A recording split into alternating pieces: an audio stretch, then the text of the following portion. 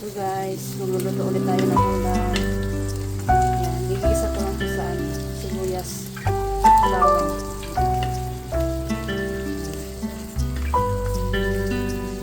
Lagyan natin ito ng gulay guys. Lagyan natin ng paminta. Tapos ilagay natin yung gulay. Ito.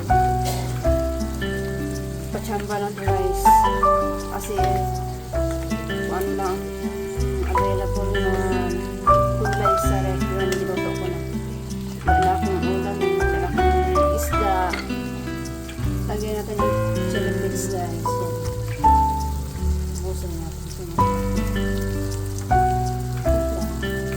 Dami pala na lagay ko. Para kami ang sobra na nga. Ito na guys. Kaya ano ko na guys.